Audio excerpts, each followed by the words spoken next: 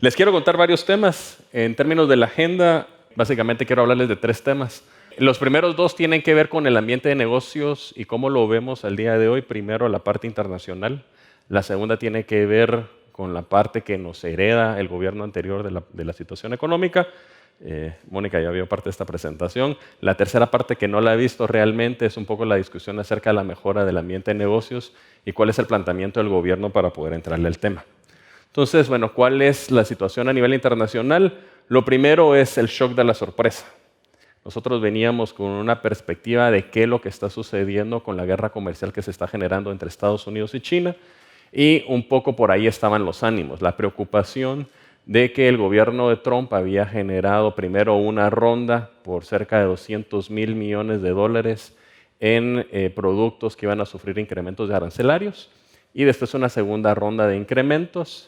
La preocupación era la disrupción de las cadenas de valor, en donde no solo es que China le exporte todo a Estados Unidos, sino que varios países están involucrados en el proceso de importación y de exportación y de reexportación entre China y sus propios países para poder llegar a otros consumidores finales.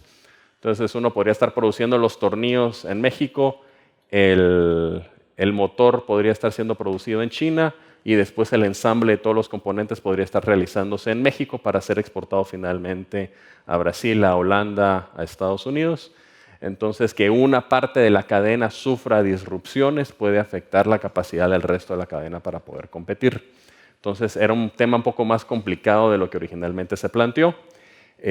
China, por su parte, responde de igual manera hacia Estados Unidos y empieza a establecerse una guerra comercial entre ambos. La preocupación que existía de países como Guatemala era: vamos a estar nosotros en la capacidad para poder aguantar la potencial crisis económica que se puede generar a partir de la disrupción del comercio.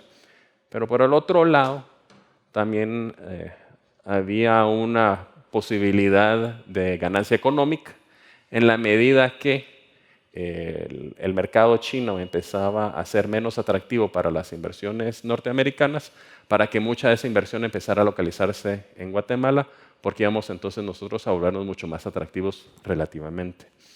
¿Qué es lo que sucedió en ese momento? Podemos ver que a finales del 2018 y en mediados de 2019 empieza una caída importante del comercio, especialmente en la parte industrial, que era la que estaba interesada especialmente el gobierno de Trump en afectar. ¿Sí? Y ese era un poco el ambiente que se estaba viviendo en el 2019. ¿Qué es lo que pasó después? El coronavirus. Ya cuando había un incremento de la situación económica, había alguna recuperación de algunos precios, viene un virus en la región de Wuhan que termina generando preocupaciones a nivel mundial en términos de la capacidad y la rapidez de la infección. Y aunque este virus particularmente no tiene una alta mortandad, la preocupación es que en la medida que sea tan fácil de que se riegue entre la población, se genere una mutación y que esa mutación termine siendo un poco más peligrosa. Entonces, los esfuerzos de contención tienen que ver no tanto con la situación actual del virus, sino con la posibilidad de la mutación del mismo. Entonces, eso es lo que ha llevado a la disrupción bien importante del comercio en lo que va a ser hacia el este.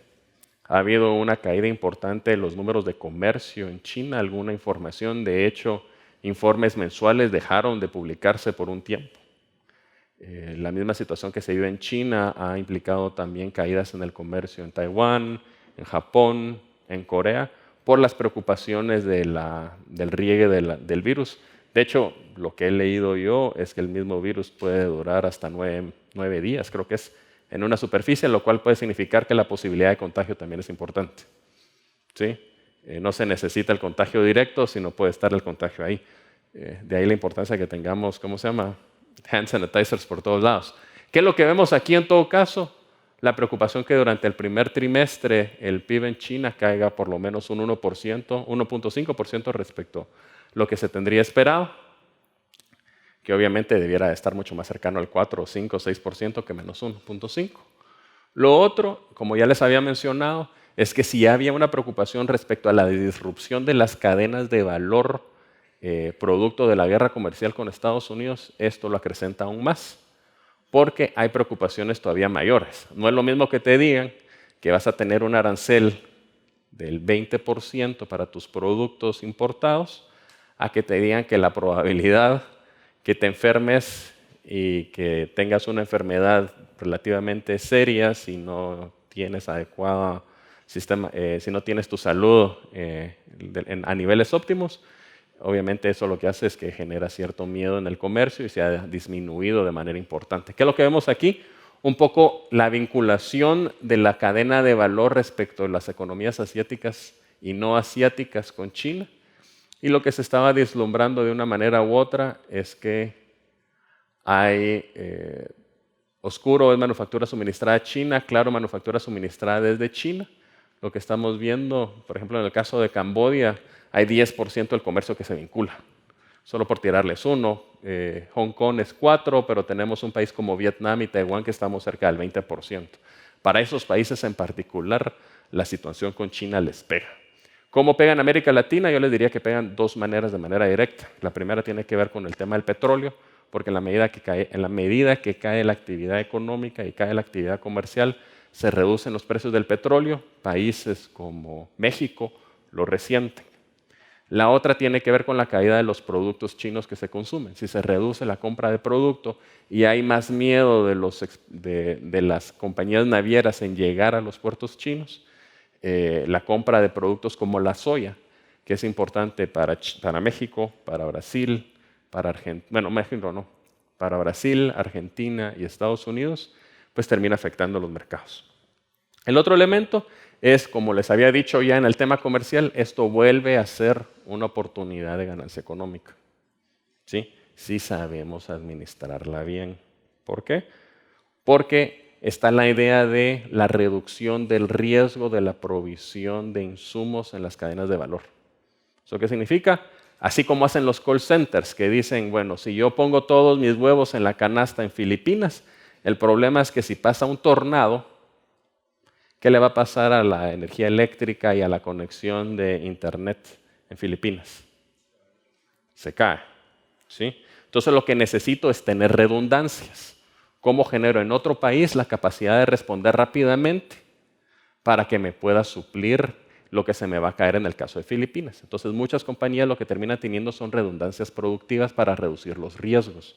Entonces no tienes el 100% de tu producción en Filipinas, probablemente tienes un 70% o un 50%, y aunque sea un poco más caro, vas a tener un 30% en India y vas a tener un 20% en América Latina. ¿Ya? Con esta situación se incrementa aún más la razón para tener una redundancia, porque se incrementa otro elemento de riesgo. Ya no solo son huracanes, ya no solo son manifestaciones, sino estamos agregando un tema de la velocidad para que se rieguen las enfermedades y el surgimiento de nuevas enfermedades, que si se han dado cuenta, han surgido muy frecuentemente de China. ¿Ya? Entonces, ese se vuelve un elemento de oportunidad. Yo ya conozco y han llegado al Ministerio de Economía algunas indicaciones de que hay empresarios de países desarrollados que ven en la región la oportunidad de generar oportunidades de negocio para disminuir los riesgos de depender tanto de la región de Asia del Este. ¿Qué fue la situación económica que nosotros heredamos en su momento? Pues lo primero que hay que rescatar es que hay un incremento importante de las remesas internacionales que sigue. Aquí hay varios temas.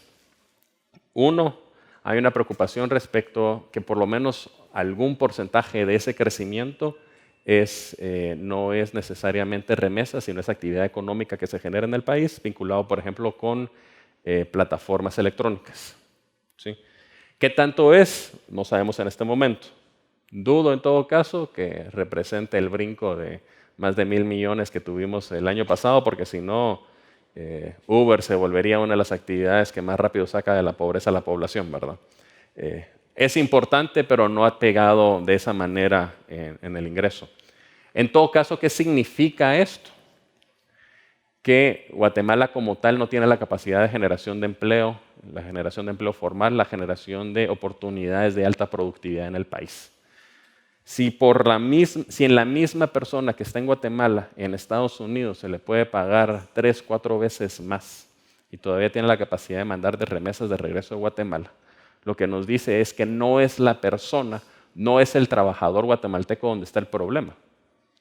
El problema es la falta de productividad del sistema como tal, ¿ya? Que no estamos permitiendo los incrementos de productividad necesarios. ¿Qué nos lleva a esto? Entre otras cosas, pues las importaciones van a variar, vamos a ver qué es lo que termina sucediendo en el caso del petróleo, pero lo que sí es cierto es que las exportaciones han estado estancadas por 9 años. ¿Sí? Un país pequeño como Guatemala no tiene las posibilidades de desarrollarse simplemente volteando a ver su mercado nacional. Si eso fuera cierto, Guatemala se hubiera desarrollado de una manera asombrosa entre 1950 y 1982, cuando estuvo apostando por la sustitución de importaciones como se realizó en ese momento. Pero somos demasiado pequeños y hay una cosa importante que hay que entender del desarrollo. El desarrollo está vinculado con tecnología. Y la tecnología solo hace sentido en términos de rentabilidad en la medida que tenemos escala. ¿Sí? Si yo voy a producir un cincho, como el que tengo puesto hoy, y solo voy a producir uno, tal vez vale la pena hacerlo de manera artesanal y tal vez voy a ser rentable. Pero si voy a producir 1 millón de cinchos, el nivel de producción artesanal ya no es rentable. Hace sentido las inversiones de maquinaria al respecto. Entonces, regreso. El desarrollo está relacionado con los niveles de tecnología que se utilizan en el país. Y este está relacionado con las escalas que se generan en los mercados. Si no tenemos acceso a mercados grandes, vamos a seguir teniendo los problemas de no poder aprovechar esas tecnologías. Y lo que nos está mostrando este franco nivel de estabilidad de las exportaciones de los últimos 9 años es que no estamos conectados con el mundo. ¿Sí? No estamos aprovechando esas oportunidades. Lo otro que vale la pena señalar es la caída importante en las inversiones extranjeras directas que tiene Guatemala. Pasamos de 1.500 a alrededor de 1.000 millones de quetzales, de 1.000 millones de dólares, y esto todavía está sobreestimado. ¿Por qué? Porque realmente solo entre el 10 y el 20% es inversión nueva. El resto tiene que ver con reinversiones de las empresas que ya se encuentran en el país. ¿Ya? Entonces, los niveles reales de inversión fresca que vienen a Guatemala son todavía mucho más pequeños. ¿Ya? Y por último, y aquí viene tal vez el inicio para la parte de la mejora en el clima de negocios, tiene que ver con el cambio que se genera a partir de agosto en la economía guatemalteca respecto a la confianza de los actores. ¿Sí? Los empresarios que responden la encuesta de optimismo, de confianza de la actividad económica del Banco de Guatemala han mostrado a partir de agosto un incremento importante en la confianza que no se experimentaba en años. Ahora, ¿por qué eso es importante? Voy a mencionar a alguien que no le gusta a Fritz, pero igual creo que es importante tenerlo en mente. Los espíritus animales, diría Keynes, de alguna manera también determinan la inversión. Hay un cierto nivel de optimismo que permite entonces a los empresarios que, como diría Schumpeter, al final son un poco locos en términos de aventarse a tomar riesgos, pues tienen que tener un estado de optimismo para poder involucrarse en este tipo de actividades. Y no solo uno, ¿verdad? Sino que sea una actividad generalizada de la economía. Y en ese sentido caemos en la pregunta de la mejora de los negocios, la mejora del ambiente de negocios. Y aquí, para no caer y hacer larga la presentación y mantenerla a un nivel aceptable y que podamos tener una plática, me gustaría centrarme básicamente en 3 temas. El primero va a tener con el tema de la agilización de la realización de negocios. ¿En qué estamos pensando nosotros desde el Ministerio de Economía con la administración del ministro Antonio Maluf? Primero, estamos hablando de la ventanilla ágil de construcción. Este es un proceso que se empezó en el gobierno anterior. Sin embargo, se realizó sin un proceso de institucionalización y que permita no solo la permanencia en el tiempo, que permita también su sostenibilidad financiera, sino de manera importante que permita que esto impacte a una mayor cantidad de actividades económicas. ¿A qué me refiero con esto? Como funcionó de manera muy resumida y burda en el gobierno anterior, especialmente el primer ejercicio, el presidente termina encerrando a los ministros en casa presidencial y no salen de ahí hasta que logren resolver el problema de las licencias de construcción, por lo menos los trámites previos. Ese no es un modelo sostenible. Ese no es un modelo que se puede expandir a todas las actividades de construcción.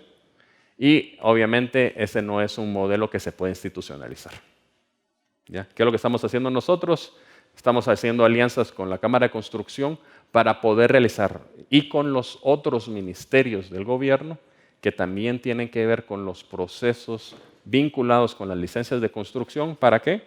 Uno, para poder acelerar los procesos vinculados con, primero, el diagnóstico actualizado de qué son los trámites que se requieren para poder generar un software para poder realizar todo esto en línea. Lo otro, contar con un acuerdo gubernativo que pueda sellar el proceso para darle una continuidad. Y el proceso va a iniciar por etapas, de tal manera que podamos ir perfeccionando la plataforma para ir agregando cada vez un mayor número de procesos de construcción. ¿A qué me refiero con esto? Tenemos que empezar por algo, y si empezamos con todo, no vamos a tener la capacidad. Entonces estamos hablando de construcciones de más de 5,000 metros cuadrados, y una vez tenemos refinado esa parte, podemos ir reduciendo el tamaño de las construcciones, porque ya vamos a tener la capacidad de poder resolver los procesos de una manera automática. Tema 2, la ventanilla única de comercio exterior. Guatemala ya cuenta con la ventanilla única para las exportaciones. ¿Qué ha sucedido aquí? No hemos tenido el mismo nivel de respuesta en la parte de las importaciones.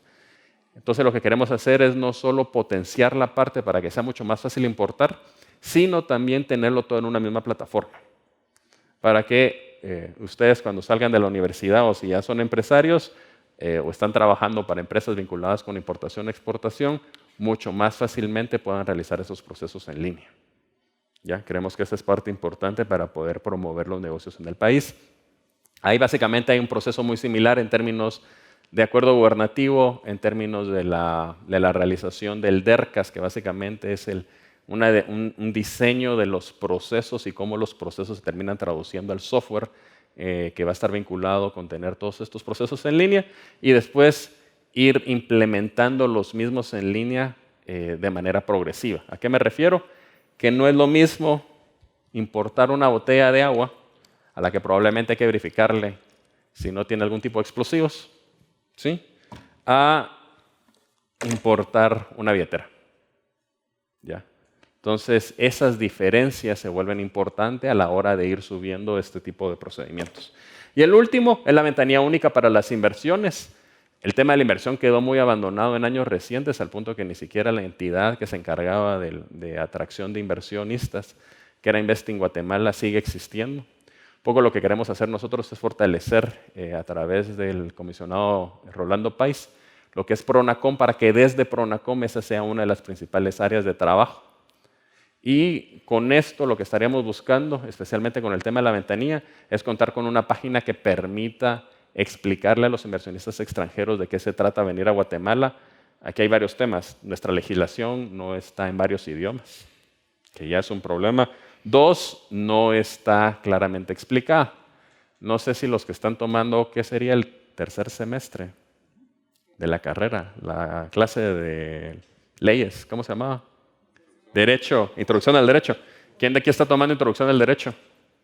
Cuando tomen introducción al derecho se van a dar cuenta que la legislación no es tan sencilla de comprender.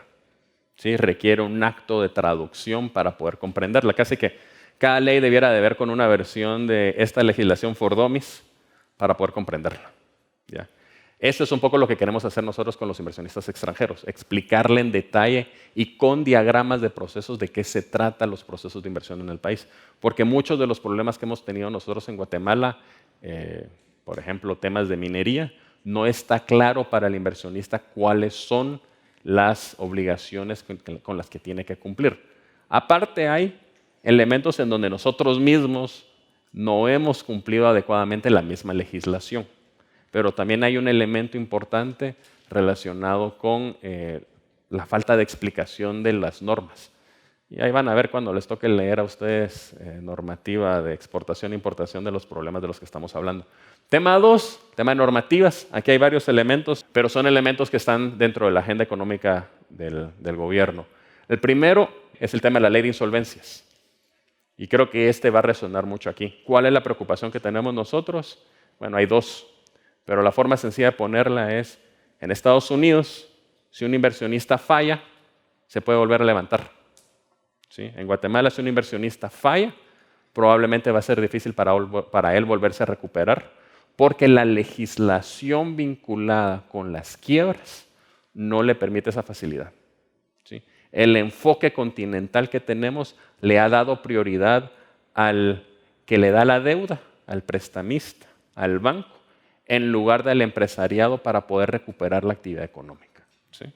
Esto básicamente tiene que ver con el Chapter 11 norteamericano, que reconocen que la actividad económica es mucho más importante que la recuperación total de las deudas. ¿Ya? Y eso es lo que ha permitido, por ejemplo, Silicon Valley. ¿Sí? Si no hubiera la capacidad de recuperación después de las quiebras, no tendríamos esa empresarialidad norteamericana. Ese es uno de los temas que nos interesa. El otro es la ley de simplificación de trámites. Hay una propuesta que estamos trabajando estos días para la digitalización de los trámites. ¿Eso qué significa? En lugar de tener que ir a hacer colas al ministerio y encima traer, la fotocopia del DPI autenticada, la idea es eliminar eso y tratar de hacer todos los trámites en línea, ¿sí? Para poder hacerlo mucho más rápido y eliminar esos procesos. Leasing privado, esto es un tema que quedó en la legislación anterior. Creemos que es importante para facilitar los esquemas de crédito a las empresas. El tema de la ley de competencia son requisitos internacionales, es parte de las prioridades del presidente. Y aquí la idea es reconocer, entre otros elementos, que también a veces el gobierno, y muchas veces el gobierno, es el que genera problemas en los mercados. ¿Sí? Entonces, elementos de abogacía de la competencia también son elementos que nosotros tenemos y vamos a reconocer en la propuesta. El otro es el tema de la ley de autoridad portuaria. Básicamente responde que en Guatemala cada puerto tiene una ley distinta y que no es posible tener homogenización de procesos para que sea mucho más fácil el proceso de exportación y importación. Cada puerto te pide cosas distintas y eso se vuelve un problema para la operatividad. Otros elementos importantes, la reforma a la ley de zonas francas. Hubo una reforma en el 2015, 2016, que en pocas palabras lo que terminó generando es que redujo la cantidad de actividades que podían beneficiarse de las mismas y eso implicó, entre otras cosas, caídas importantes de las exportaciones a varios regímenes que se contaban. Figura de accionista minoritario, y esta va a ser la última que voy a hablar ahorita. ¿De qué se trata? Esta creo que es una de las iniciativas importantes para la atracción de inversiones en Guatemala. Hoy por hoy, nadie quisiera venir a Guatemala a invertir menos del 49% de la compra de una empresa usando la legislación nacional. ¿Por qué? Porque no reconocemos al accionista minoritario y el accionista mayoritario, aquel que tenga 51% o que logra obtener el 51% de los votos, básicamente puede ignorar al resto. Eso no sucede en otros países. ¿Sí? El problema, y se entiende, es que muchas de las empresas ya establecidas no quieren que esta situación cambie porque así es como han tomado las decisiones. ¿Qué es lo que vemos nosotros? La reforma mexicana de las sociedades anónimas para la promoción de la inversión y las sociedades anónimas para la promoción de la inversión bursátil son subfiguras de las sociedades anónimas que de hecho algunas empresas guatemaltecas ya usan en México y que lo que hace es que le permite, sin tocar a las otras, le permite reconocer derechos de accionistas y cumplir con estándares internacionales en temas financieros. ¿Por qué es eso importante? Porque entonces uno puede ir a traer inversión. ¿Ya? De repente, utilizar la legislación guatemalteca para esos temas ya no es tan complicado ni se mira con tanta desconfianza. El último tema tiene que ver con el tema de índices de negocios aquí e inversión. La promoción de la inversión hay varios elementos. Uno es darle acompañamiento a algunas de las preocupaciones que existen alrededor de World Economic Forum Competitiveness Index y el otro que tiene que ver con el World Bank Doing Business. Pero por el otro lado, también la preocupación que tenemos nosotros es la estructuración de proyectos en Guatemala es escasa. Hay muchas oportunidades de negocios, pero se quedan muchas en ideas. Lo que nosotros nos hemos dado cuenta, y esa ha sido una preocupación del sector privado y del sector público por ya casi una década, es que no se cuentan con mecanismos adecuados para la estructuración. Se tiene una idea, pero luego no necesariamente se cuentan con los mecanismos para poder definir el estado de resultados de la actividad, los flujos de caja, los estudios de mercado, y no se cuenta, y este es el otro elemento, con la capacidad de cumplir con los estándares internacionales que le piden el financiamiento internacional. ¿Ya? Entonces, ¿qué es lo que termina sucediendo? Se queda uno atorado en la banca nacional, que tal vez no les va a dar el préstamo, ¿sí? O se queda dependiendo de el autofinanciamiento propio que tiene que ver con las ganancias acumuladas de la empresa o tiene que ver con ahorros familiares. En pocas palabras, el crecimiento potencial de las empresas se queda estancado. Aquí el acompañamiento que nosotros estamos interesados en dar es apoyar en esa parte en donde se estructuran proyectos que puedan ser de interés para financistas internacionales, ¿sí? Donde les falta probablemente 3 o 4 de esos requisitos para poder llevarlos a hacer proyectos bancables a nivel internacional. Y el otro, apoyo a proyectos estratégicos que hay en términos de logística. El Ministerio de Economía está apoyando, por ejemplo, lo que es ANADIE, la reforma de ley que necesita la Agencia Nacional para Alianzas de Desarrollo en Infraestructura, que básicamente es alianzas público-privadas o en inglés Public-Private Partnerships, o en inglés, en Inglaterra es el Public Finance Initiative, el PFI, que básicamente lo que son es alianzas entre el sector público y el sector privado para el desarrollo de infraestructura productiva. Entonces ahí les estamos dando acompañamiento. De ahí, y no quiero entrar en ese detalle, pero lo podemos ver más adelante, hay elementos adicionales, por ejemplo, en el Doing Business que podemos ir tocando, pero sin más. Como les había mencionado, 3 temas. Tema 1, el ambiente internacional tiene complicaciones por temas comerciales y por temas de coronavirus. Sin embargo, también pueden haber oportunidades para Guatemala si las sabemos aprovechar dentro de la diversificación de los riesgos de las cadenas de valor. Tema número 2, está el tema del ambiente nacional, en donde vemos que ha habido básicamente, somos una economía zombie de una manera u otra, que no hemos logrado levantar la capacidad de generación de empleos dentro del país. Y el tercer elemento tiene que ver con algunos de los proyectos que tiene el gobierno actual. Y aquí no entré en todos los detalles. No hablé, por ejemplo, del fortalecimiento de algunas cadenas de valor que queremos hacer junto con el Ministerio de Agricultura, pero estos son algunos de los proyectos en los que estamos trabajando para mejorar el clima de negocios. Gracias.